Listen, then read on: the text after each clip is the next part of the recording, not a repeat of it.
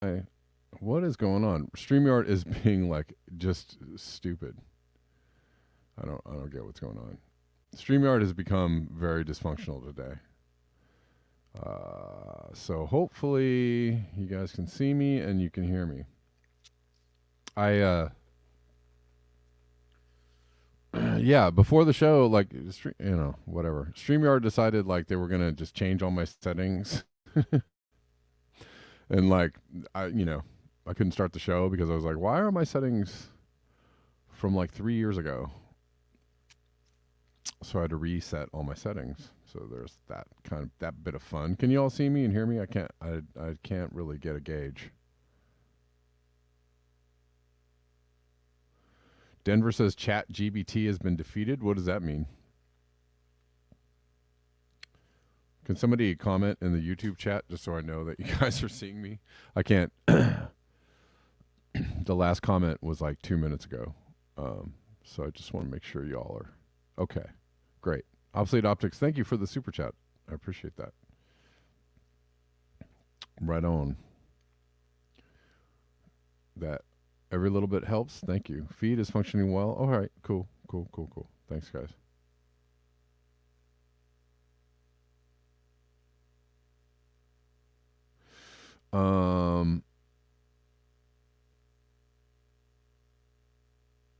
Oceanic Estate says the left serves no purpose. Should have seen this coming. That we cannot have a purposeful civilization. Life has no purpose. That sounds pretty depressed.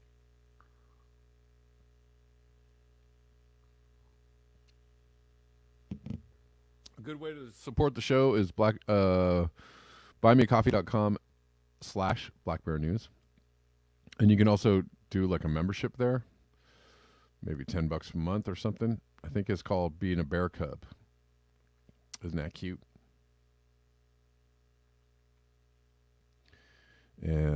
Or, super chats are cool. Rockfin tips, great.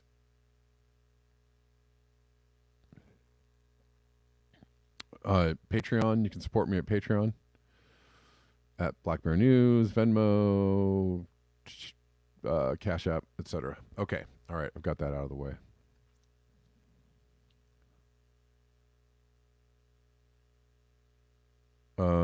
Somebody said they defeated ChatGPT. Oh, that's funny. Okay, I'm reading it right now.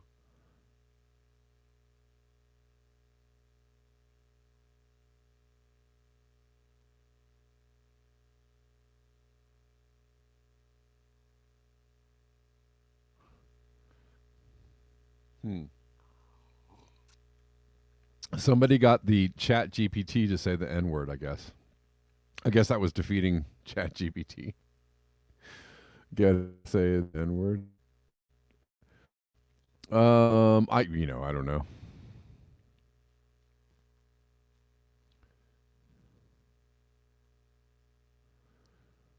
People are having a good time with ChatGPT. I don't know. I've only used it for some crypto bots.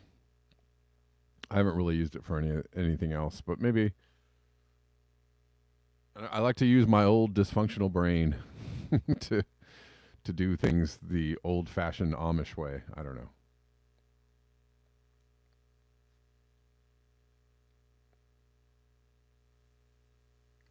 Oceanic State says, I'm not really a leftist. I only come here to build cohesion between the populist left and the right. Well, good job. Thank you for being here. I appreciate it. I mean, I'm right there with you, I guess. Let's talk about that a little bit. Populist left and right. Or let's talk about the divide between left and right. But yeah, populism, what's popular, what the people really want or are in touch with is different from particular narratives that either the left or the right push out there. Well, first of all, let me first of all take care of some business. Because yesterday sometimes this happens, and I apologize when this happens. I have a thumbnail for something, and I never even really talk about the story, and I did that yesterday. So we'll start with this. And this is pretty frightening. People are really concerned about the cost of food and stuff. It's not just eggs, dear vegans. I love you. I mean, I'm a vegetarian. I'm not a vegan. I'm a vegetarian. I don't eat the meat.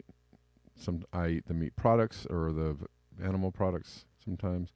But for the vegans who are dunking, well, if you didn't eat eggs, then you wouldn't. Well, there other things are expensive too, right? Like everything else is expensive too. Vegetables and oat. I buy a lot of oats and grains and in my diet. Those are all, wildly expensive. At least double what they cost a year ago. So it's not just the eggs. People are having a hard time buying food. Do I think that we should get, if you use animal products, do I think we should try to get them as humanely as possible or not hurt animals in the process? Yes, I do think that. But, I don't know necessarily that veganism is going to save you from inflation, so because it's not, even if I didn't buy, eggs and or cheese, everything else I buy are wildly expensive. So yeah, exactly. Grapes are $6 a pound here. Yes, everything is absolutely off the charts expensive. So I don't know about that argument. That argument is a little weird to me, but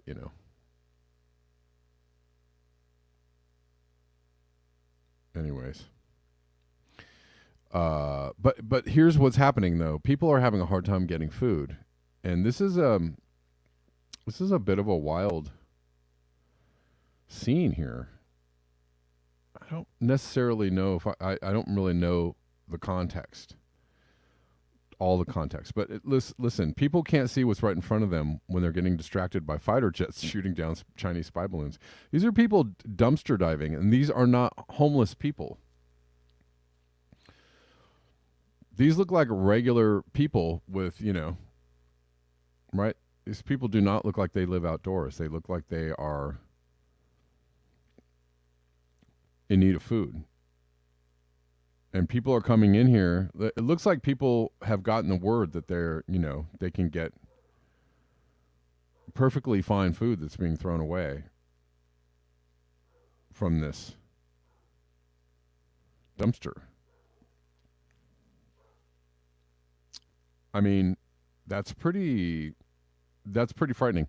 This is from Joey Reck. It should be numbing, a numbing fact. You scroll by that people living in the richest country in the world should not have to desperately scavenge for food in dumpsters, while the media warns them not to eat it without offering them alternatives.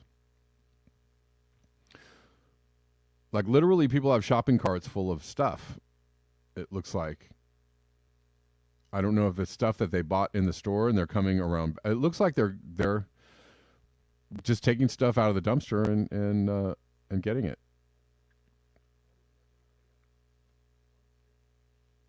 Somebody else said, someone really replied to me that they're not dumpster diving and then proceeded to explain that they're dumpster diving. I'm getting sick of having even the mildest takes unnecessarily corrected.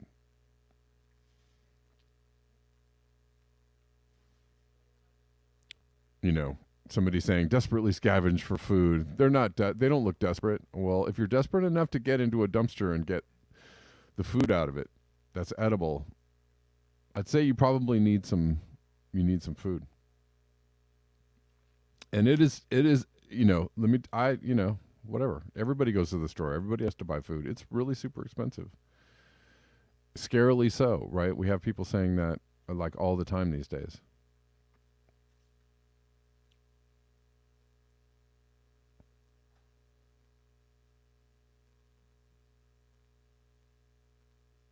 Anyways, but that's I just want to talk about that because I didn't have time, or I didn't get a chance to talk about it yesterday.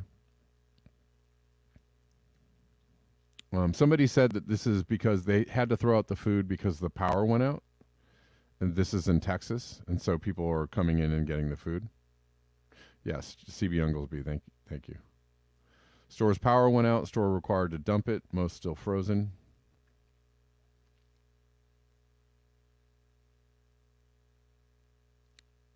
Anyways,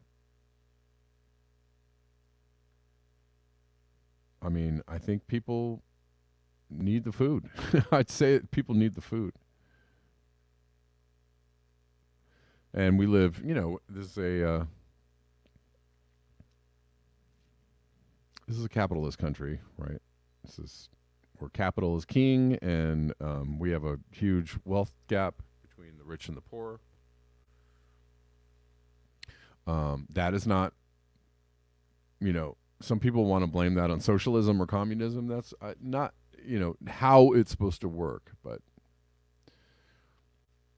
I mean, I was listening to Luke Rudowski earlier today, and I like Luke Rudowski, but god dang, he had a dumb take. How, just libertarian as all get out. If we left the military up to the free market, we'd have a better military. Oh, gee. You ever hear of something called the military industrial complex? That's basically corporate capture of our military might.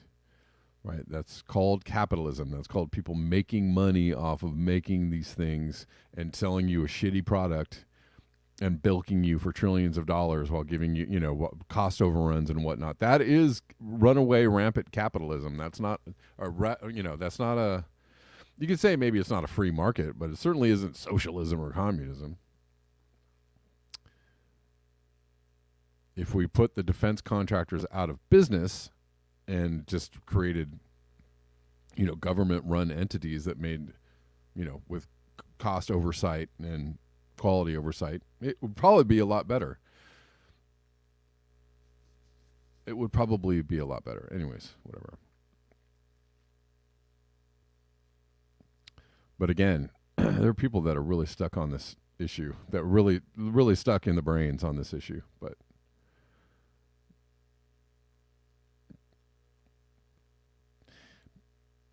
people supposed to be giving you alternative news, and you're literally getting Rush Limbaugh and Ronald Reagan hosting a radio show, and those are the people that are really, very responsible for where we are now. Go figure. So that was a scary story. Okay. There's another interesting thread in here about how people in the green movement are super. It's Jim Bendel is part of this thread, but some other people are too. People in the green movement are completely owned by the prevailing narrative, right? The mainstream lefty narrative. They that's an issue. That's a cultural divide, right? Like, you can't right? The one side can't get to the other side because there's this cultural ignorance. This is, that's, propped up by the mainstream media, but these people who are supposedly climate activists are super brainwashed and propagandized, right? And it's actually hurting their message. It's actually destroying their message, right? People don't see, they don't believe the scientific, the message that, believe the science or trust science because science has been captured, right? Corporately captured.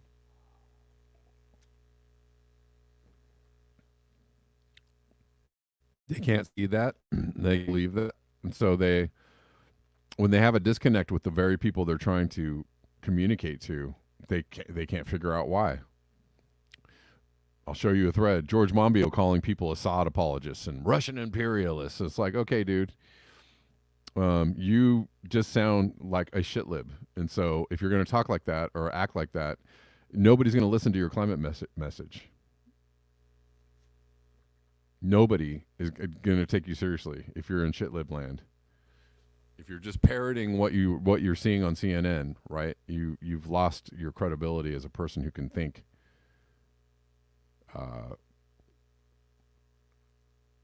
critically, right?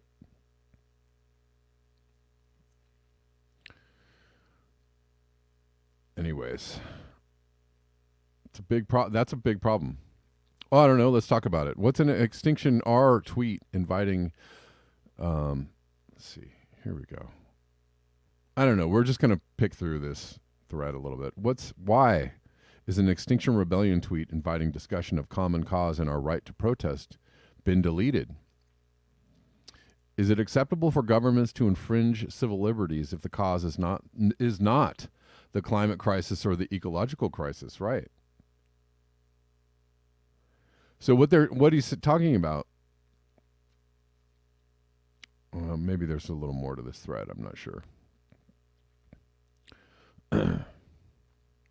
Oh, he goes on to say, I wrote a What Now piece after 2 years volunteering with Extinction Rebellion, asking, should I continue with full-on mitigation activism with Extinction Rebellion UK or shift to deep adaptation, collapse conscious response for my mental health, if nothing else? Well, that's interesting. I don't know.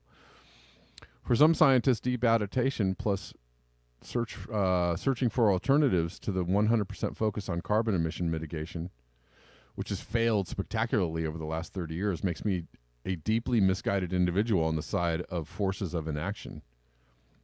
Who's guilty of don't look up? In Climate, a new story appeals to our spiritual self, suggesting the scientific focus on the quantitative is part of the problem. To not follow the science, but to listen to our heart instead may enable greater numbers to join the fight. It's not rejecting science to consider how a more holistic approach to human health might reap a greater dividend than the totalitarian medical security agenda, which is enriching multinationals. What? And infringing civil rights in order to keep us safe. You see where he's going with this. This is somebody who's part of Extinction Rebellion. And it sounds like he's like, well, maybe I don't. The environmental movement is coming down on the wrong side of this issue. The same government financial corporate interests that are ruining ecosystems are also pushing the totalitarian medical security agenda. Wake up, people, and join the biggest popular revolt of our time. He's right, and I've said this a million times. I say this over and over and over. The people that can't see that big pharma and the medical community are as corrupt as fossil fuels, the fossil fuel people and the people that allow fossil fuels to continue destroying the earth. They can't see that they're the same people. And the same goes for the right. The people on the right cannot see. They just can't. So there's this huge divide and all these blinders. And it would be cool if we could somehow come together in some fashion or way. I don't know. Right? And so the right is just as blind on the environmental issues. The left are blind on the totalitarian, medical establishment issue. And it's like, y'all are keeping everybody lost. You're keeping everybody lost. You're supposed to be, if we're fighting the man, it's the man that we're fighting.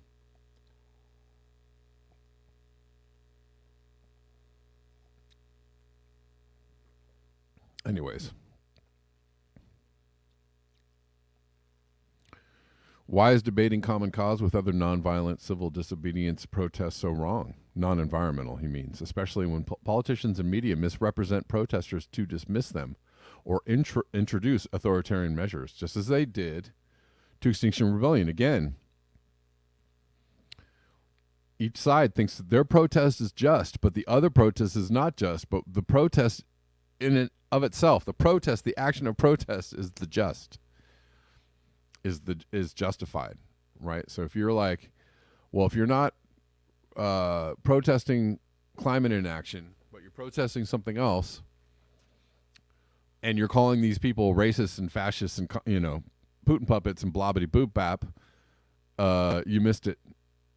And the same thing on the right. The people that are like, well, these guys that just stop oil people and they're throwing the things on the art and they're just stupid and they're all in a cult. No, you blew it, buddy, on that take. You blew it. People cannot, they're, because everybody's in a effing silo. You're in an effing silo and you don't even know it.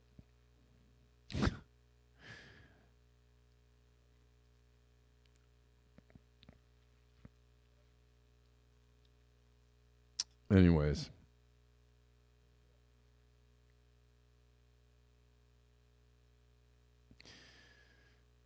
This is a good thread, but the replies are funny, or not funny, actually scary, right? Because and Jem Bendel is like, yeah, you know, yeah, this is right. He posts, this pandemic is revealing the extent of pseudo-progressivism in our professional classes. A pseudo-progressive person gains their sense of self-worth from validation by the society that they critique. Therefore, they are psychologically dependent on both being better than the society and people they critique, while needing self-validation from the same society. Such people are triggered by anyone who seems more radical than them. Therefore, they are easily persuaded by the establishment to denigrate whole categories of protesters on issues they are not engaged in. Recently, you will typically find them writing or retweeting opinion pieces in The Guardian and other centrist publications. Our basic human rights and freedoms are not a buffet that we pick from based on our current pet topic. Whether we really support those rights and freedoms is demonstrated by our defense of them for people whose views we don't yet understand or agree with. And it's not just the right to protest that needs defending in many countries. Even the right to make personal choices that don't directly negatively affect anyone else is being taken away from millions of people. Nicely said. But the example is way up in here. George Monbiot, you know, well, this lady's name is Julia, I think. She comes up just complete, you know, with complete windmill wildness, an absolute rogues list of disinfo spreading accounts. Is the DA retreat grift not working out to the extent you hope to become a professional cover the zone with shite personality? That's special. And then George Monbiot says, you said it, Julia, some of the worst serial conspiracy theorists, Assad apologists, and Russian imperialists I've ever come across are on this list. Wow. In some cases, it's hard to tell whether they're on the left or the far right. Right? Because you know about the horseshoe theory. If you're far enough left, well, then you're the same as the far right. If you're far enough left, you might be on the side of the people. Just like the populist right and the populist left, they're on the same side, which is against the powers that be, right? And the corporate control or capture of our governmental entities, and on the side of the people.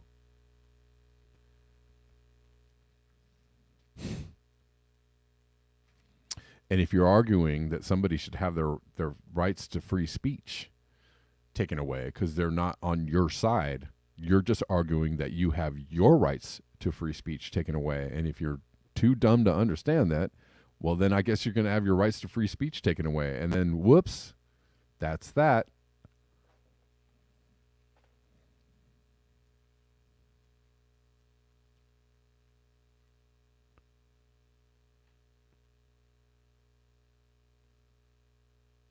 But even the people that are on the side of freedom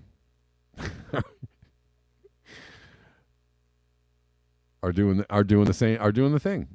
They're doing the thing too. Pay attention.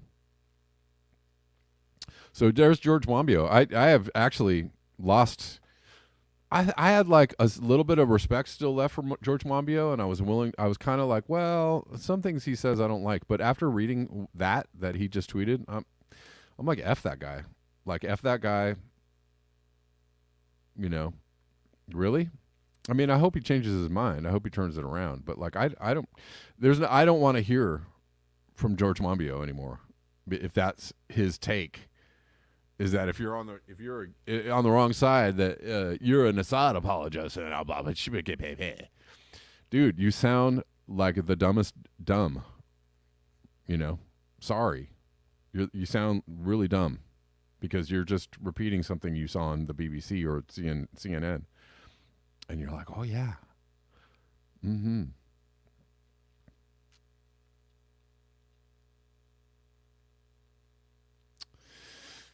I'm gonna take this call from Steve. What's up, man? Oh, I need to get you in here. Question is, can I hear? There you go. How you doing? Good. Good, man. On Monbiot or Monbiot or however you pronounce his name. A couple years back, he was writing articles, a lot of them about like how awful animal agriculture is, and specifically like advocating it, people don't eat meat. Right. Yes. And if that's your like lifestyle choice because you have convictions, that's I'm all for that. Right. Take you where your heart leads you. But I found it interesting that the frequency of headlines and news articles about animal agriculture and meat consumption as like a climate issue, which it is, but the way it was overstated, the frequency of those declined after Beyond Meat and the other one IPO'd, and so you had this like really intense media campaign to convince people that they needed to eat lab grown meat right before these lab grown meat did their initial public offering, and they raised intense amounts of capital. Right. So the things bring into light how the media relates to capital and how we really can't necessarily trust what we're reading Right. at Sure. there's some kind of ulterior motive. Sure. Sure. I mean, Yeah, yeah. yeah. Please go ahead. I was just gonna say. I mean, like, I don't. I do believe that we need a lot. Less animal agriculture, and everything is a problem of scale, right? So it's a weird thing. It's hard because you know, look, I urge people to reduce their meat consumption and or meat product consumption. Like, I urge you to do that. I think that's a good thing to do. Just like everything else, like all of our consumption or consumption of things that are luxuries in a lot of places, like or luxuries from a past time, I guess. Um, I think that that's a great thing to do, but it's just really hard start drawing lines and judging people, right? Oh, you're not you still eat meat, or you're not a vegan, or you still drive a car, or you still whatever, or you use electric light bulb. It's just hard to draw those lines about like, then you're not serious about climate change. I don't know. It's hard. It's hard. People. I was just watching an interview with Rob Greenfield, an interesting interview with Derek Bros and Rob Greenfield, if you know who both those people are. And they were talking about flying as a tool for messaging, right? So they were like, look, Rob was like, I didn't fly for 2 years, but but my messaging is really important. Like, what I'm trying to bring to people about what we're doing to the climate is important. And so now I fly to get to places to spread my message. And I was like, oh, that's really interesting, right? Like, he's not an absolutist, but he's pretty, he also does these things where he walks across the country and like Instagrams it, right? So he's trying to like bring awareness to people. And so if you're trying, it's hard to draw those lines and say like, this person is, the worst because they eat cheese, or this person is, I don't know. It's just people are trying to do their best with the situation at hand, and so I don't know. Anyways, I think I went off on a tangent. So what do you have to say, sir?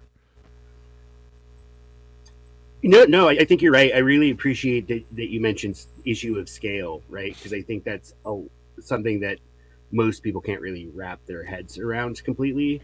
And Right. also like the ecosystem context. You know, dry grasslands can't support, you know, vegetable or legume production ecologically because there's simply not enough water in that region. And Sure. so I think we need, yeah, we need to fit our productive systems around the ecological limits that are imposed by landform and climate and other considerations, rather than kind of like you said, approach it from this is the right way, and if you don't do this, then you're wrong. Yeah. Because And that I doesn't get us where, in yeah. fact, in other cases, go ahead. No, no. Keep finish what you're saying. Sorry, I didn't mean to. I was just No, agreeing. no, no. I mean, that's just about it. I mean, I was going to bring it. You mentioned dumpster diving, and there's a book called Marx's Ecology by a guy named John Bellamy Foster. It's a fantastic book that kind of explores some of Marx's intellectual inquiry in the realm of agriculture and environment, because he was a contemporary of Liebig, who's like, you know, one of the big names in agriculture, agricultural theory or whatever. And there's a concept called the metabolic rift, which basically um, describes how we move things across landscapes and how we create disparities. Like the food is produced outside of cities, and then those nutrients are shipped into the cities, but we don't ship the shit back to the countryside, right? Yeah. And so Yeah. we're kind of creating we're severing certain ecological connections just by virtue of how we've structured society. Yeah. And then yeah. To go a little further on that, like there is a a whole school of thought around regenerative agriculture and carbon capture and regenerate. You know, that actually utilizes animals. You know, ruminants. Mm-hmm. Right. And you know, there's a bunch of scientific study around the fact that they are part of the landscape as well, right? And so um, it is a problem of scale. The thing is that you know the ants like it's like the level of fossil fuel destruction we're doing is bad, right? But then if we replace all the fossil fuels with like green energy, right? That level of green energy to support 8 billion people, that will also be bad because it's a problem of scale, right? And you know, growing enough vegetables for 8 billion people is a problem of scale. Growing enough animals for 8 billion people, it's all a problems of scale, right? So it's, you know, I don't know. It's just hard to draw, you know, these clear lines of demarcations of like you are a very bad person because you do this, or like that you just don't care because you do this. Like, you know, I don't think that's I don't think that's helpful.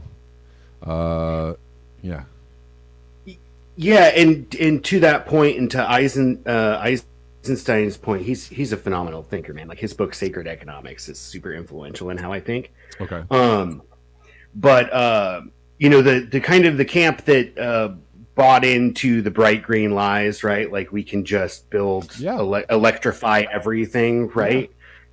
And also those you know, demanding universal compulsory vaccination and all sorts of kind of policies in place to enforce that on the masses with no regard of individual bodies and how they react to those things and all that. It's yeah, just, I think it both fits in. They both fit into this um, worldview that people just want things to continue on. Like people genuinely think we can just electrify an industrial economy when electricity is only 30% of our energy consumption, sure, right?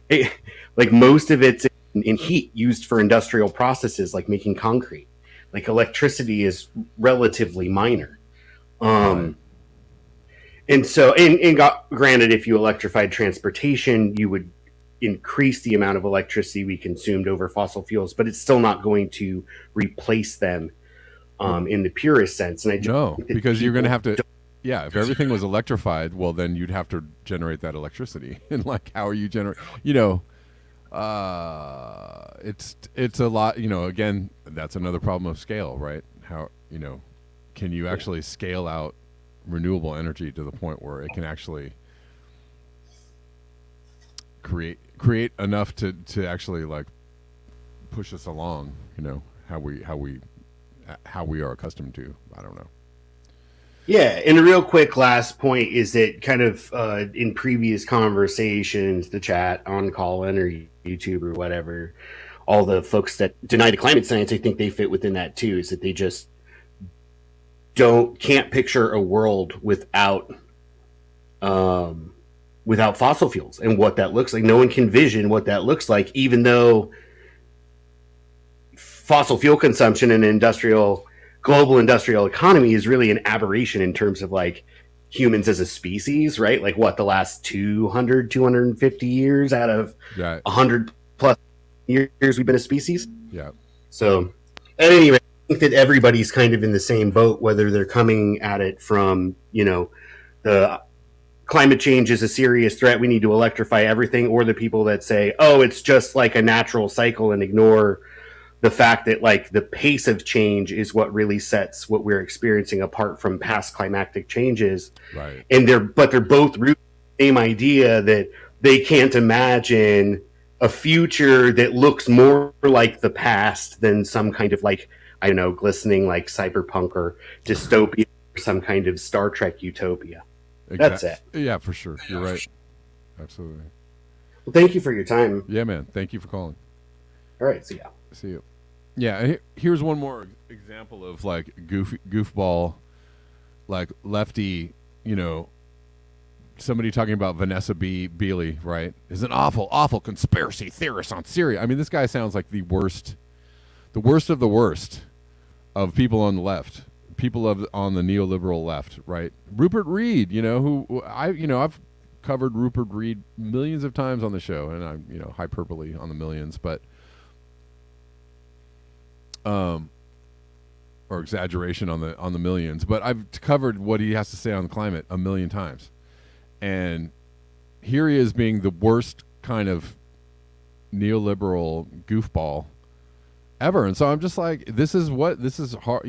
I told him, I was like, when you say stuff like this, you are losing a connection with the people you are trying to communicate with, because you sound like the worst kind of elitist, scum to a lot of people when you say stuff like this. Because clearly Vanessa Beeley does great work on Syria, and she's, exposing the lies that are going on there, right? And so he doesn't know anything about it, and he's trying to talk. He's, anyways. It's not helpful. Oh, there you go, Roodles Avedno. Just kicking the door down with that one. There you go. Anyways, this is a very interesting thread, and then Andrew Medhurst comes up and says, "Look, man, you're calling her a conspiracy theorist, and it's like, you don't even know what you're talking about, dude. You don't even know what you're talking about." And he doesn't want to know. That's the worst. These are the people that are just fully engaged in the believe the science just because I said so. And it's just like that. It's not helpful. It's not helpful. You're not gonna alert. This is a serious problem in the climate community. Fine. You believe the science. You believe the science because you've seen the evidence. But like, if you're gonna go with the, they're all a bunch of conspiracy theorists route, or science is settled route. You got to engage. You got to engage with facts and evidence, and you can't just, I don't know. Because I'll include myself in this, have to find a better way of communicating. Because that ain't it. That ain't it. You just, by saying stuff like that, you just lost anybody with a brain. You really lost anybody with a brain. So anyways, whatever. William, how you doing? Hey, Kev, can you hear me? Yep. Good. I appreciate what Steve had to say. Yeah. First, I want to thank you for reading off that Newsweek mea culpa on COVID. That was something. I thought that was well done. Yeah, I We did too. were, I really did. yeah, yeah. That was nice to see them, put that out because that's now we're more mainstream, getting the message out. Anyway, Yeah. you know. Um, I put a couple things in the live chat. Something that just I saw came up. UN Secretary General we'll call for action from everywhere with influence on the spread of mis and disinformation on the internet. Yeah. Whoa. Right. Yeah. World Economic Forum had the same message a couple weeks ago, remember? More or less, right? Yep. Oh, man. Can we have these people deciding what's misinformation and disinformation? Oh, no. No. No. And it's, I think people are getting wise to this whole misinformation, disinformation campaign. Not, not enough, but people are starting to wise up to it because of that, like the mea culpa. Mm-hmm. I mean, he ran it down in that article. He just said, "Hey, we denigrated, dismissed, despised, ran off, all that. We proposed we censored, not proposed. We censored." Mm-hmm. And we were the misinformers. We are the misinformers. Yeah. So you cannot, you can't, and people are waking up to that and they're getting wise to that, and you can't. So this whole misinformation, disinformation thing isn't about safety. It's not about helping people. It's not about keeping anybody safe. It's all about enforcing your agenda without any pushback. And that's all it is. And it's just a naked power grab. That's all it is. And I think they're going to find a very resistant populace to that. And it's already. I actually was going to read an article the other day, and I don't know where it got lost somewhere, but about the fact that the WEF, Klaus Schwab is actually. I didn't know this, but Klaus Schwab is now a bit of a lightning rod for people. They're getting a lot of pushback. The WEF, right? People are realizing what the WEF and the WHO are up to, and they're like, "Nah, we don't. Yeah. We're not going along with this." And who's this Klaus Schwab guy, anyways? And so there are dissenting voices, and there are people coming out, saying, "You guys gotta cool it. You gotta cool it with this stuff because it's really people are seeing what's going on, and it's." They're not going for it anymore. So, are they going to stop going for it? No, they're not going to stop. But they're going to, change their tactics or whatever. But people are seeing what's going on, and they're saying that's it. We've had enough. That's a good thing. That's cool. They couldn't have casted a more, what would we say, evil-looking character with his voice too, to be a lightning rod to get some attention, And we penetrated the world government. And how do you like that with the word he used too? How they penetrated world government? You're like, what? Yeah. What are you talking about? Yeah, and I think you're going to see more fallout, probably, right? What's her face? And New Zealand is stepping down, and Fauci is going to step away, and probably Biden, won't make it to another term, and I wouldn't be surprised to see Trudeau go down soon because that would be good. I don't think he's a popular character. I don't know. Anyways. Hey man, I want to read this article before I quit the show, so I'm gonna let you go, William. Thank you for calling in. I wanted to get this out of the way, but thank you, William. You're welcome. Thank you. All right. I want to get to this because I was going to do it again. Put a thumbnail for an article I wanted to cover and then not read the article. All right, so let's talk about this before I'm going to have to step out. kind of on time. What the age of extinction is doing to us. This is from Umar Haq. I've read plenty of Umar stuff before. Our civilization has depression, and we need to do something about it. Welcome, my friend, to the bluest season in the bluest decade in modern history. Feeling a little off lately? Let's talk about it on a real level. One that's about you, me, the world, our age, our pace and time and existence, all these things and more. And let me say up front, if you're feeling burdened by it all, well, take heart. That's precisely the way you should feel. It's healthy and normal and sane and perfectly reasonable. So the very first thing you should do, stop being cruel to yourself for feeling the way that we all are now. Let's talk. There I was standing in my little European dog park. Snowy, the tiny white cotton puff, was bullying his buddy Judd, the big old husky. Snowy'd run at him and do little gruff barks. Judd would howl like a wolf. It's their game. The second they see each other, that's what they do happily, and they do it all day if they could. Judd's human Laura was on the phone with a friend in America, nowhere special, some town in Texas. What? She exclaimed. Really? I arched an eyebrow. Was everything okay? She leaned over to me and said in a whisper, eggs cost $8 in Texas. $8. I whistled. What does that have to do with the most depressing winter and the most depressing decade in modern history? Everything, as it turns out. Eggs have skyrocketed in price because of avian flu. At least that's what we're being told.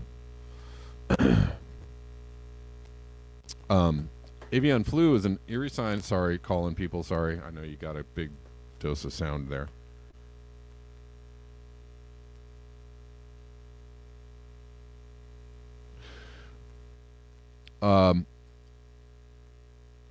Where was I? Avian flu is an eerie sign of the age of extinction. Starting to see the link a little bit yet between something as mundane as the price of eggs and how people feel. The sentiments of this age, they aren't good ones. I don't say that to be negative. Popular opinion aside, I'm not that kind of person. I say it's so that we can talk about it like adults and not succumb to the poisons of fatalism and nihilism, which go on to weaken us from within. But I'll come back to that. The sentiments of this age are unusual.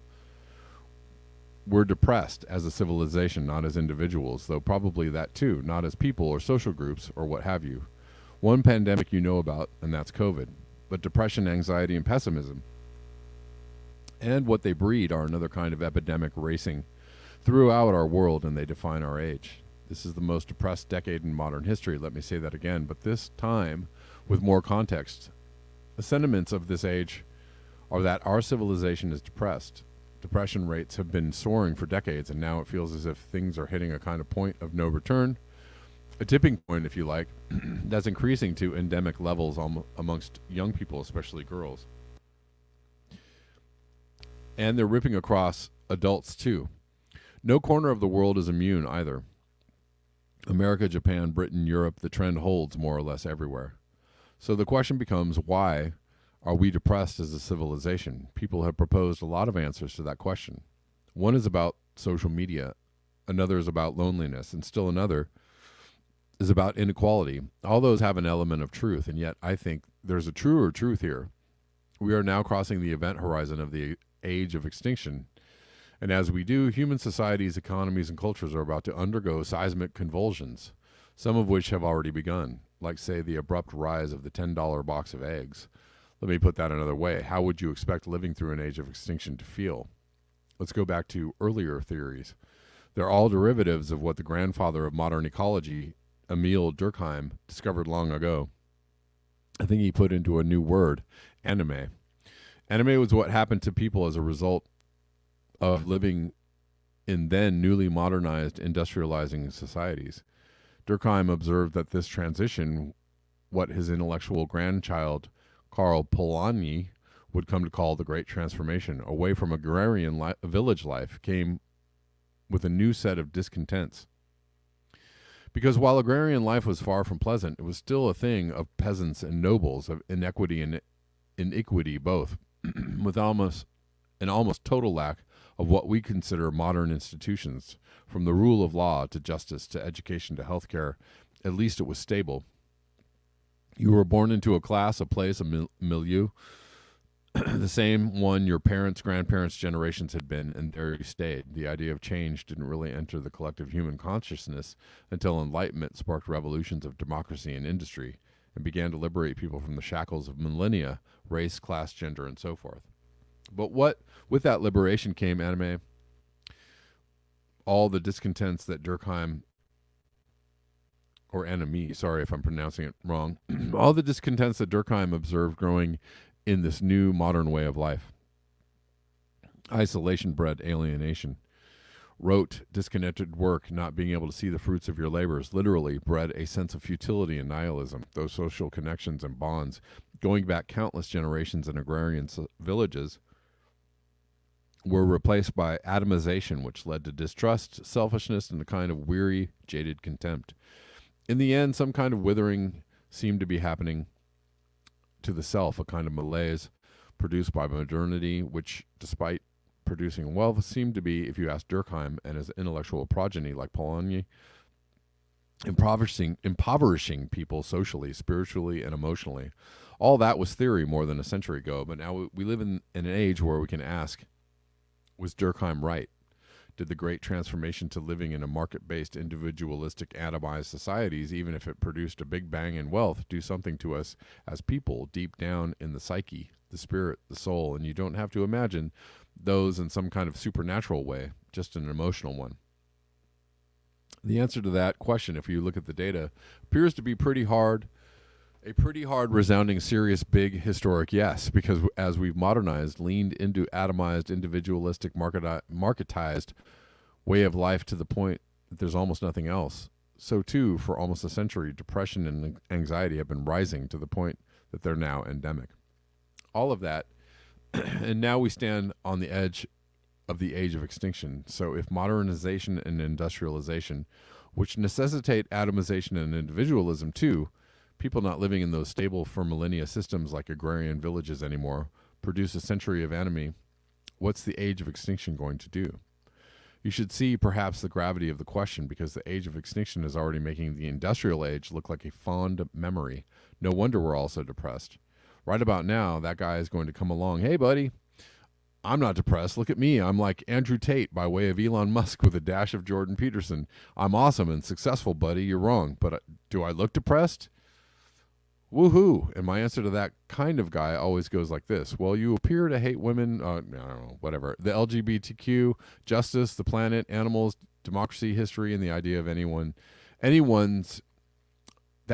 your equal, living a life that's made of rage and vitriol and resentment. Okay, I disagree with him that he's summing up these people like that. So, whatever. Umar Haq has a little touch of shit lib too, but we'll just keep reading. It's okay, Umar. Maybe you can rid yourself of that a little bit. Of course, I kid to soften the blow. That's depression too, just externalized as hate and rage.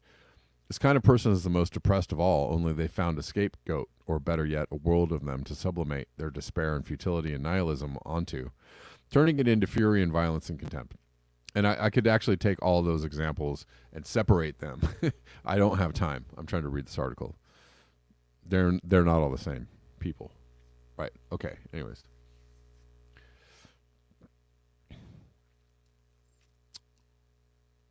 How do we survive the age of extinction emotionally?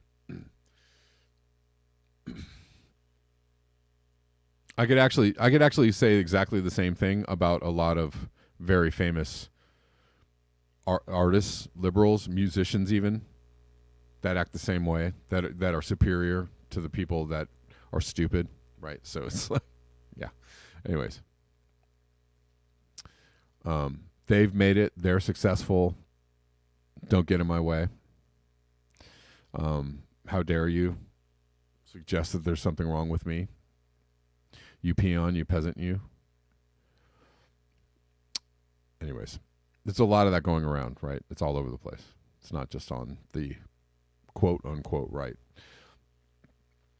The kind of person is blah, blah, blah, and yet it's hardly happiness. So how do we do it? How do we survive the age of extinction emotionally? But now there's more than a hint above. Let me tell you, first talk a little bit more about what depression tells us about ourselves. There are a lot of theories of depression. It's anger towards inwards, turned inwards. It's the result of traumatic childhood, attachments gone wrong, and so forth. All valid, helpful, and perfectly true. But again, I think there's a truer truth which binds and connects all of those. Depression is when our primal fears are triggered over and over again to the point often they begin to rise in us reflexively, preemptively. Jesus, what's going on? What's going to go wrong today? We human beings have a small, incredibly, absolutely fundamental set of primal fears. We're born with them. They stay with us forever. They are our Achilles' heels as humans, not superheroes. The primal fear of abandonment, which is what spirals out of control when attachments go wrong, when kids are parented in aloof and cold ways, the fear of annihilation, which often haunts those who are bullied or abused as young people, and the fear of engulfment or being overwhelmed, which often stays with those whose parents didn't let them strike out and take risks of their own. All of these fears are essentially about the loss of selfhood, of the loss of the self not being allowed to grow and mature into a thing of respect, dignity, and truth, essentially beautiful in its vibrancy as itself. Trample on that noble, timeless thing called a self often enough, and you'll get a depressed soul every time. That's where we are now as a civilization. You see, what extinction is beginning to do is take the old industrial problems and amplify them to 150 decibels, a stadium roar of pain and disbelief and horror. What do I mean by that? Well, think about it. The price of eggs again. What does it really mean? It means that our basic system, right down to food, water, air, and medicine, are now under visible threat and increasingly severe risk to the point that we don't know when exactly they just begin to crack and sunder and go down. From eggs to water in, say, the Colorado River, to the next mega heat wave, to energy grids, and on, instability is amplified to shattering levels that shatter our stable, secure selfhood, even just material existence with primal fears. Durkheim's theory was that enemy was the malady of the modern industrial age, because with that age came instability. The old ways, which had persisted for millennia, were suddenly replaced by this thing called change. Now you could go to the city to seek work in the store or the factory. The agrarian village began to decline, and the old way of life and subsistence economies began to fade. The benefit was wealth, rising living standards, and democracy as the revolution of politics and an industry liberated people. But the price was instability, and the discontents it bred, from isolation to loneliness to atomization to distrust, all of which today we categorize in the less subtle labels of depression and anxiety. So if modernization and industrialization's instability produced enemy, what do we even call the sentiments produced by this instability, the instability of the age of extinction? That instability, after all, is something even harder, more fearsome, more ruthless, and far more frightening, really, than the last round. In the transformation from agrarian subsistence economies to modern industrial ones, in that transformation, you gave up the bonds and solidity and security of village life, a place in the social hierarchy that's persisted for generations, to join these new things called the working class and the middle class, hoping maybe to climb steadily upwards newly liberated ladders of mobility. This instability, though, it's different. It's $10 suddenly out of nowhere, wham, for a box of eggs. It's never being able to make ends meet, no matter how much you make, because prices keep on skyrocketing. It's those then new, now old institutions called the working class and the middle class, degenerating into one underclass of perpetually indebted people who will never retire. It's fascism sweeping politics as social groups are driven mad with rage and hate by this very instability. It's our most basic systems and institutions: food, water, air, healthcare, democracy, energy, cracking and breaking in plain sight. And we all know that at some point, pretty soon in the next decade, 2 or 3, it's looking like they're not going to work anymore. It's mega billionaires profiting off of all of that, while the rest of us try to gasp for air. And it feels like we're drowning a lot of the time. Sorry, this is so long. When is this going to end?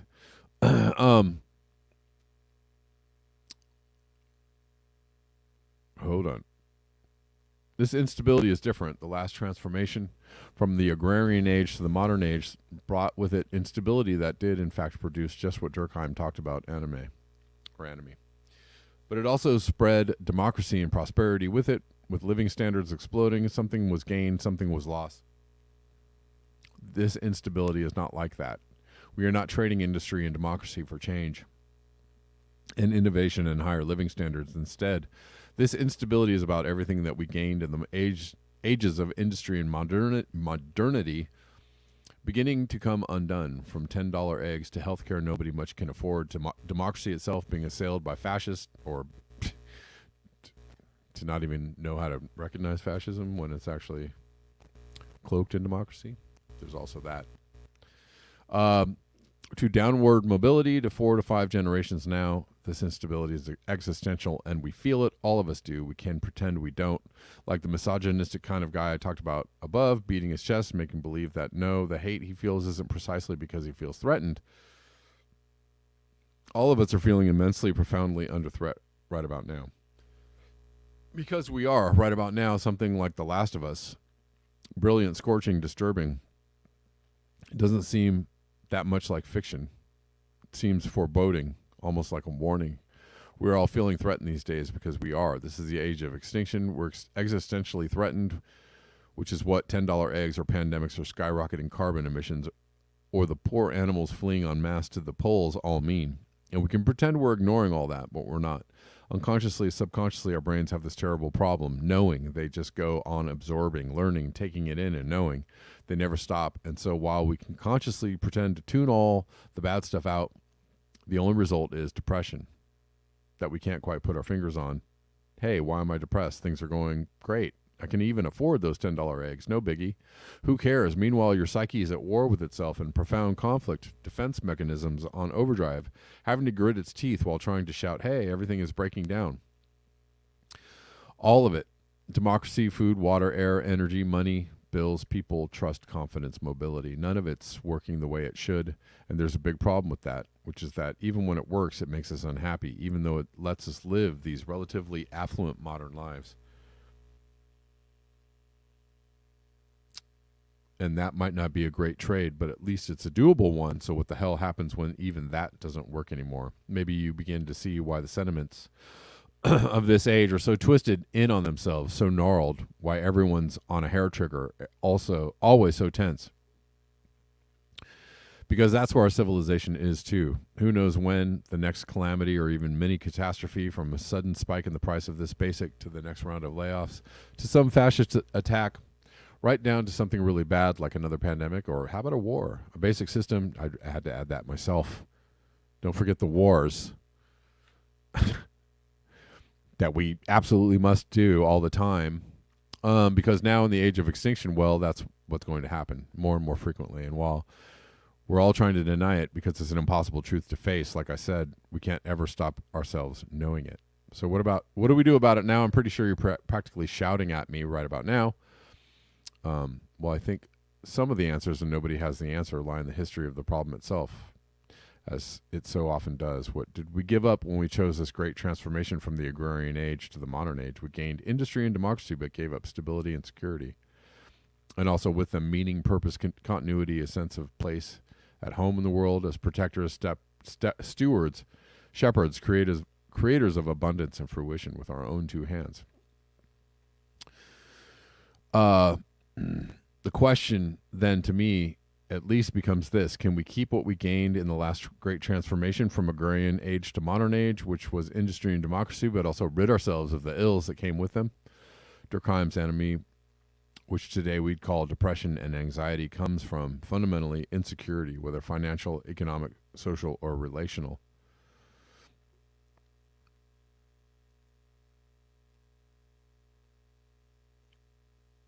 If we can do that, then I think we have a shot at making it past this age. We have a shot at taking extinction and turning it into the opposite. We become creators with our own two hands again, not of paper or bits even, but of fruition, of possibility, of life, of potential. We do that in systems and institutions that are, yes, are modern in the sense that they're democratic and equal, but also more human in scale, forgiving, enduring, alive, intimate, like those of the last age, whether you want to call them villages or ecologies or arcologies.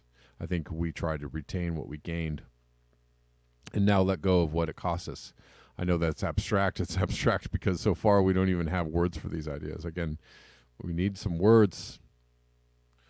We do need some words, and that, my friends, is where you come back into the picture. Depressed, cool. So is everyone I know. Dystopia doesn't seem fictional anymore, or even like a warning. It seems like waking up tomorrow.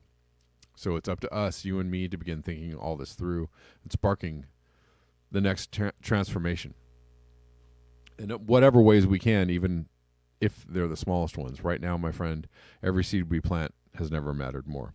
All right. That does it. I've got to go, guys. That took way too long for me to read, but thank you for hanging out with me today.